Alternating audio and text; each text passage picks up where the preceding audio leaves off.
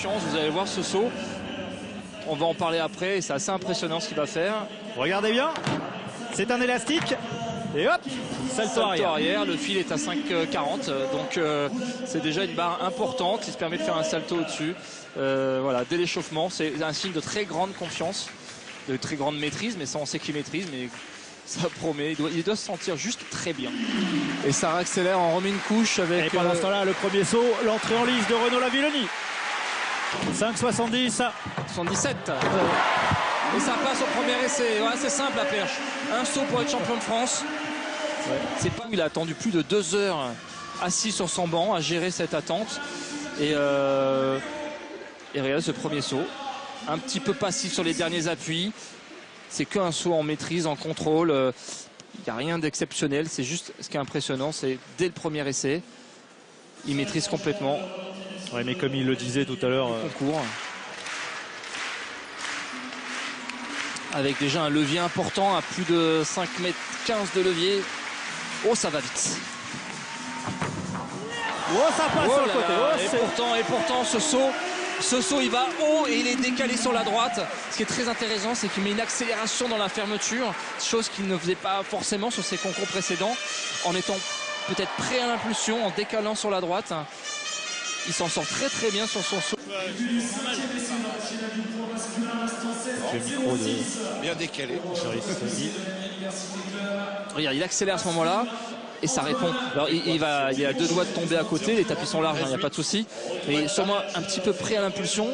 Pour reculer, voilà. le plus important. Il recule. 46, à peine 40. Frédéric Dager, on vous rappelle qu'alors qu'il a Renaud Lavillenie, 6,03 m. Hop.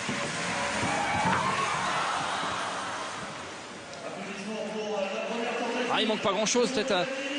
Je dirais presque. Je sais pas ce qui manque. C'est tellement bien fait qu'il manque pas grand chose. Si vous ne savez pas. Le bassin est au-dessus. Ouais, je ne sais pas. On a réussi à piéger. Non, j'irais peut-être un peu trop pressé en effet de fermer d'accès. Ma saison hivernale s'arrête là. Restez avec nous une seconde, on regarde Renaud Lavillenie à 6,03 et on en reparle derrière.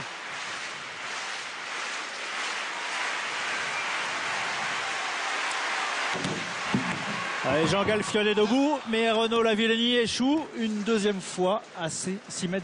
Oui, ça elle est manque, haute cette barre. Ça manque un peu d'explosivité, de fraîcheur sur les derniers appuis. Si on compare par rapport au week-end dernier où il finissait très très très fort et très solide. En effet, il est un petit peu à bout. Ouais, c'est toute la salle qui va sauter avec Renaud Lavillenie. 3e et dernier essai à 6,03 m.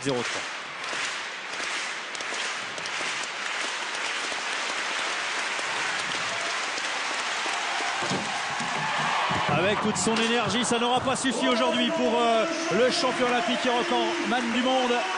Mais il est toujours sur le toit du monde. 6,02 m la semaine dernière, ici à Clermont.